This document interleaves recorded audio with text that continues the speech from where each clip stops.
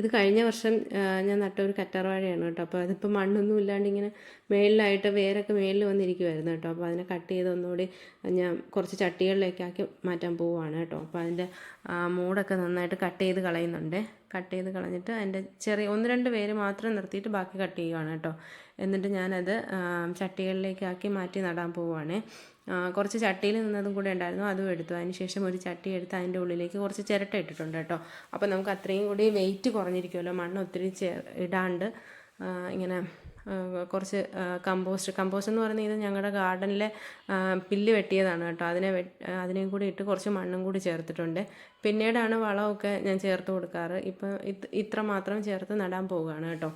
അതിനുശേഷം ഞാൻ മണ്ണെല്ലാം ഫില്ല് ചെയ്തതിന് ശേഷം കുറച്ച് മാത്രമേ വെയിറ്റ് ഉണ്ടാവും. ഇതിന് വളരെ വെയിറ്റ് കുറവായിരിക്കും. ഇങ്ങനെ ചെയ്യുമ്പോൾ നമുക്ക് എടുത്തുകൊണ്ട് പോകാനും മാറ്റി വയ്ക്കാനും ഒക്കെ എളുപ്പത്തിന് വേണ്ടിയിട്ടാണ് ഇങ്ങനെ ചെയ്യുന്നത്.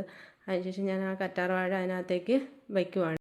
ഞാനിത് അതിന് ശേഷം കുറച്ച് തണലുള്ള സ്ഥലത്തേക്ക്, അതായത് ഒത്തിരി വെയിലടിക്കാത്തത് എന്നാൽ ഒത്തിരി തണലും അല്ലാത്തൊരു സ്ഥലത്തേക്ക് വീടിൻ്റെ സൈഡിലോട്ട് ഞാനത് മാറ്റി വയ്ക്കുവാണ് കേട്ടോ. കുറച്ച് ചട്ടികളിലാക്കിയതിന് ശേഷം അത് അവിടെ ഇങ്ങനെ വെച്ചിട്ട് കുറച്ച് വെള്ളം മാത്രമേ ഒഴിക്കുന്നുള്ളൂ. കാരണം നമ്മൾ അടിയിലിട്ടിരിക്കുന്നത് പില്ലായത് കാരണം തന്നെ അത് ഒത്തിരി വെള്ളം ഇങ്ങനെ തങ്ങി നിൽക്കുമല്ലോ. അതുകൊണ്ട് അതിനകത്തേക്ക് കുറച്ച് മാത്രം വെള്ളം ചേർത്ത് തണലത്ത് വയ്ക്കുവാണ് കേട്ടോ. അപ്പോൾ കുറച്ച് ദിവസം കഴിയുമ്പോഴത്തേക്ക് അത് നന്നായിട്ട് ഗ്രോ ചെയ്യാൻ തുടങ്ങും. ഇത് ഞാൻ നട്ട പേൾ ഗ്രാസ് ആണ് കേട്ടോ. അപ്പോൾ അതിൻ്റെ വിശേഷം അടുത്ത വീഡിയോയിലൂടെ